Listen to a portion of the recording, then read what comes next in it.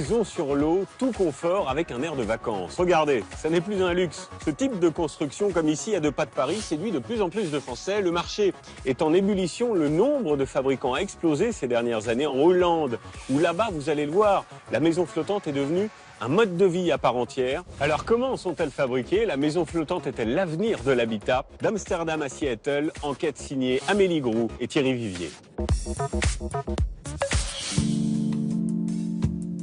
À 60 km de Poitiers dans la Vienne, la journée de Laurent commence à l'aube, sur la terre ferme.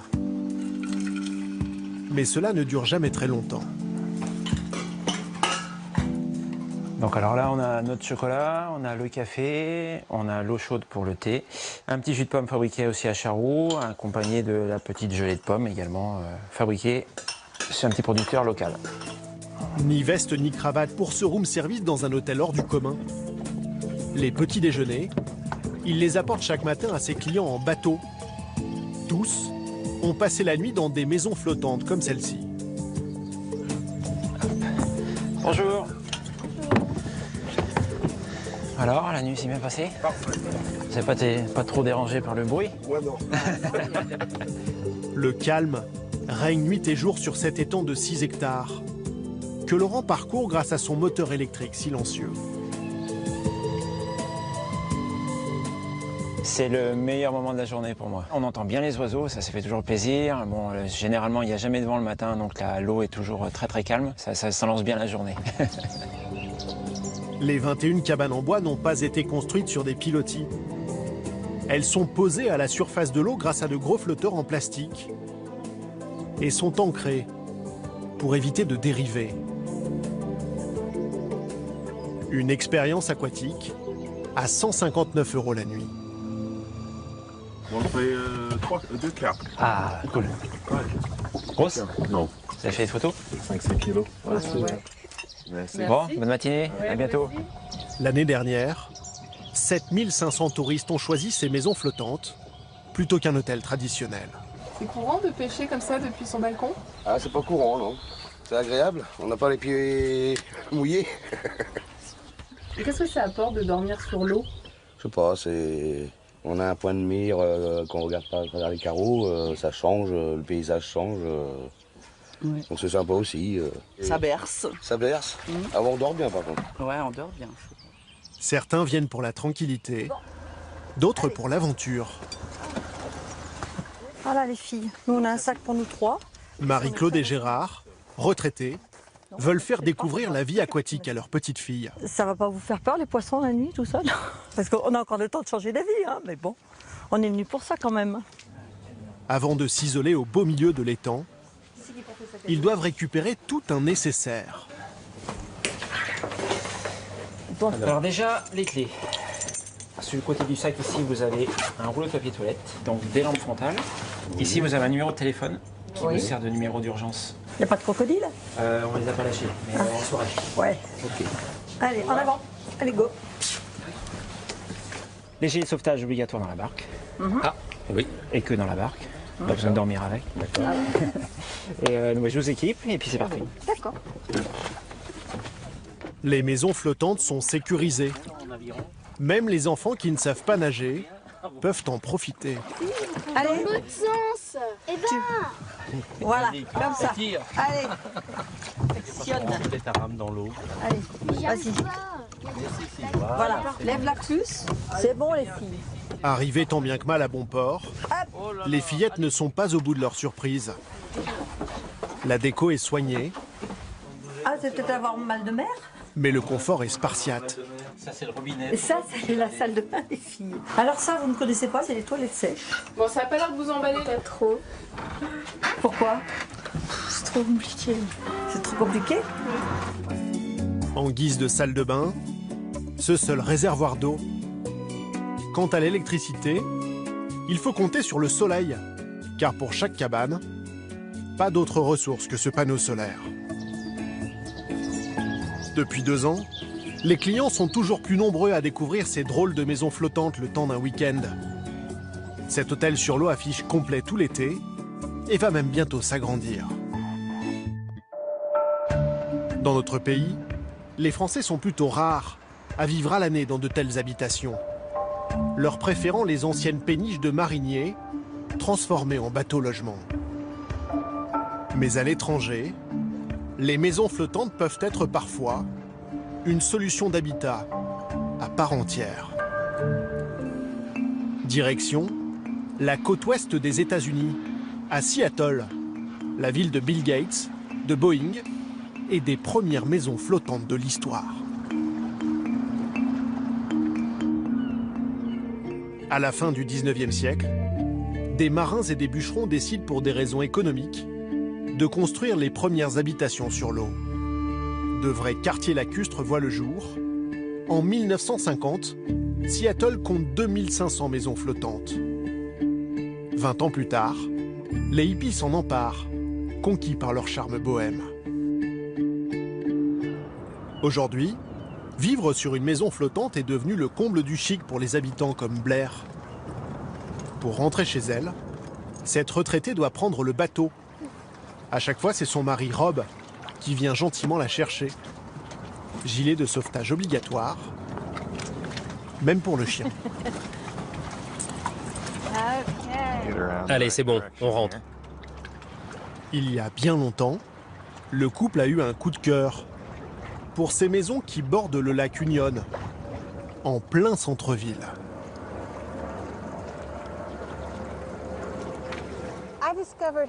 J'ai découvert la vie sur les maisons flottantes quand je suis arrivée à Seattle, il y a 35 ans.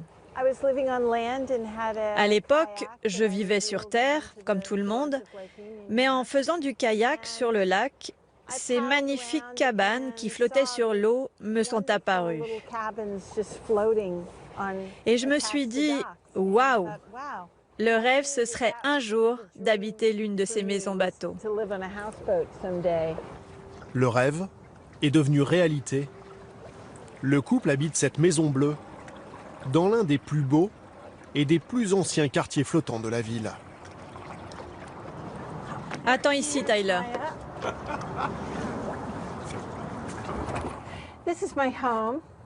Voici notre maison. On rentre directement par la cuisine. C'est l'été, j'adore. Ça devient même un plaisir de faire la vaisselle avec la vue. Quand ils l'ont visitée pour la première fois il y a 17 ans, cette maison appartenait à un hippie. À l'époque, Blair et Rob l'achètent pour une bouchée de pain et la retapent entièrement. Leur déménagement, acrobatique, se fait sur ce radeau. Depuis, ils jouissent de 120 mètres carrés sur 2 niveaux. Valeur estimée après travaux, plus d'1 million d'euros.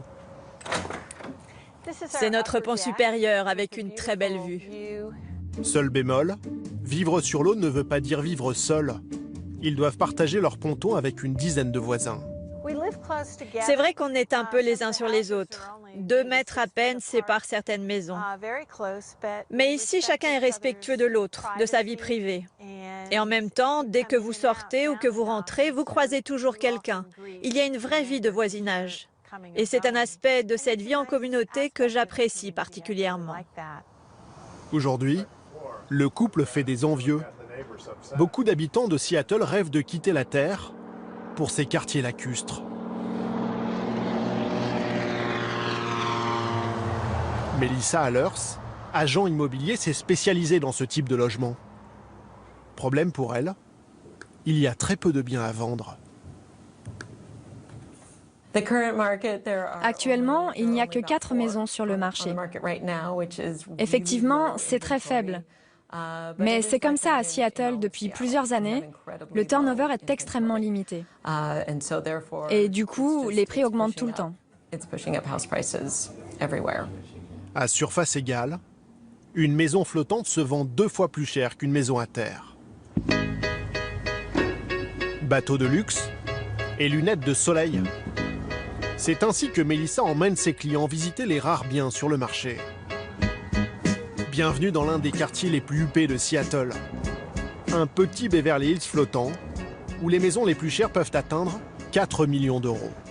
En fait, on longe le boulevard principal de Seattle, Fairview Avenue. Ici, c'est la communauté de Maricopa et là-bas derrière, c'est la communauté de Reno Griff.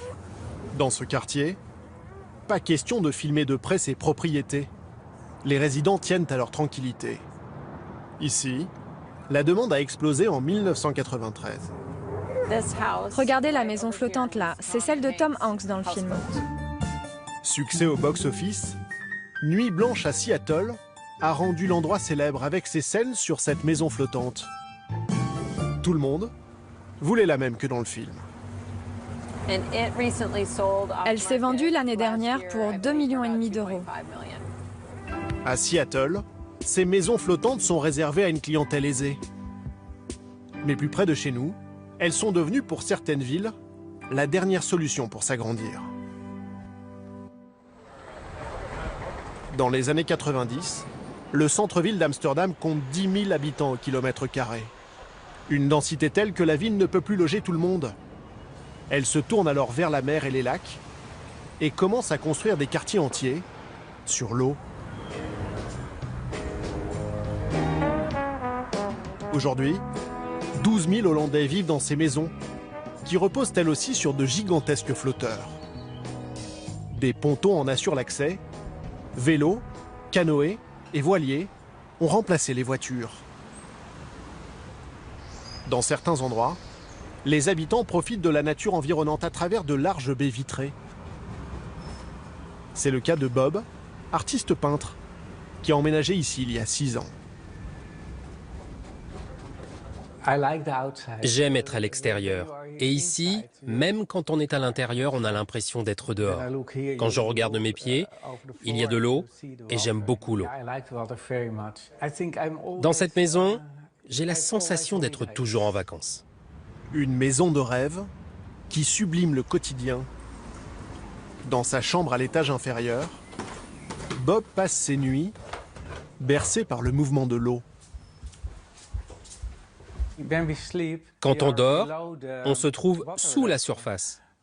Quand vous regardez dehors, bon, là je suis trop petit pour voir. Mais regardez, le niveau de l'eau est ici. Et quand il y a une tempête, ça tangue. Mais j'aime ça. C'est tout le charme d'une maison flottante. Sur 180 mètres carrés, tout le confort moderne et une vue à 360 degrés. Un privilège que Bob a payé très cher. En fait, il faut d'abord payer un droit d'installation à la ville, le droit de vivre sur l'eau en quelque sorte. Ça coûte tout de même 150 000 euros. Et après, il faut acheter la maison. Celle-ci vaut 400 000 euros. Lorsqu'il veut prendre l'air, c'est sur son bateau que Bob part en balade. Il lui suffit de parcourir une centaine de mètres pour rejoindre l'un des plus grands lacs des Pays-Bas. Le soir, c'est très calme. On entend seulement les oiseaux ici. Et après 1 ou 2 heures, je rentre chez moi de l'autre côté du lac. Amsterdam, vous savez, est à 15 minutes en voiture. Vous avez tout à proximité et vous vivez en pleine nature. À court de terrain constructible, la Hollande a fait des maisons flottantes une vraie alternative au plancher des vaches. Une solution qui intéresse aujourd'hui le reste de l'Europe, comme David et Marilyn qui voudraient développer le concept en France. Ils ont roulé toute la nuit depuis Paris. À chaque fois 714 km aller et 714 km retour. J'adore les petits séjours en Hollande. Il y a un soleil rasant ici, un peu orangé que j'adore. En tout cas, le nord de la Hollande, c'est devenu un petit peu notre second pays. Les Français voudraient travailler avec la 3e usine du pays, qui fabrique une 60aine de maisons flottantes chaque année. Bonjour. Bonjour. Ils pourraient bientôt passer leur première commande, mais avant cela, ils veulent s'assurer de la bonne qualité des constructions et d'un élément essentiel. Comment font-elles pour flotter? Ce constructeur a une technique étonnante. Ces maisons reposent sur ce flotteur en béton de 88 tonnes. Sachez que les tout premiers flotteurs en béton qui ont été faits pendant le débarquement en 1944. Les Américains sont arrivés et ont fait leur ponton en béton au large de Utah Beach, ils sont toujours présents. Cette méthode est utilisée par les Hollandais pour bâtir les maisons flottantes depuis plus de 15 ans. On va tout simplement utiliser ce flotteur comme on utiliserait un soubassement d'une maison, comme on utiliserait, et la maison va venir se greffer dessus. On va mettre un plancher, puis on va monter tout simplement une maison par-dessus et la déplacer après sur son emplacement final.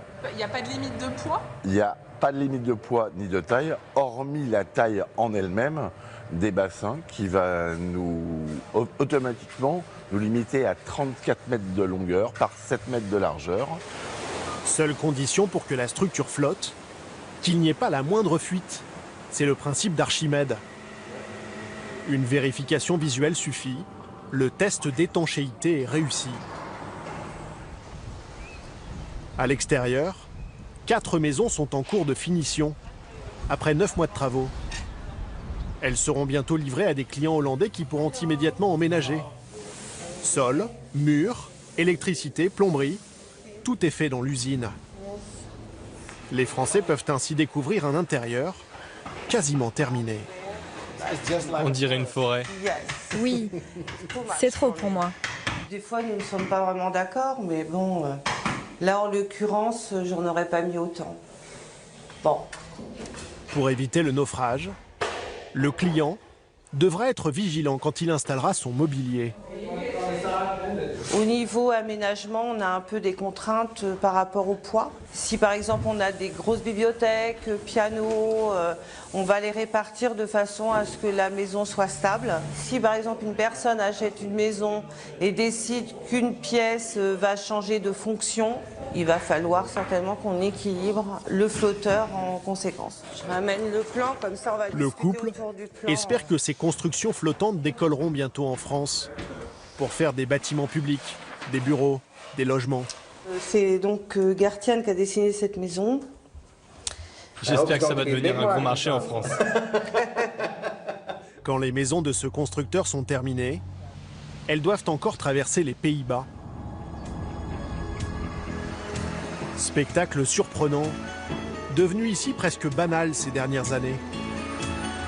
Une première partie du chemin sur une remorque, puis la maison est mise en eau et poussée par un bateau sur les canaux jusqu'à sa destination finale, sur un lac ou sur un bras de mer. Des maisons sur l'eau, et pourquoi pas demain des immeubles, des gratte-ciels. Un architecte hollandais voit toujours plus grand. Koen Olthuis est un peu le géotrouve-tout de la maison flottante.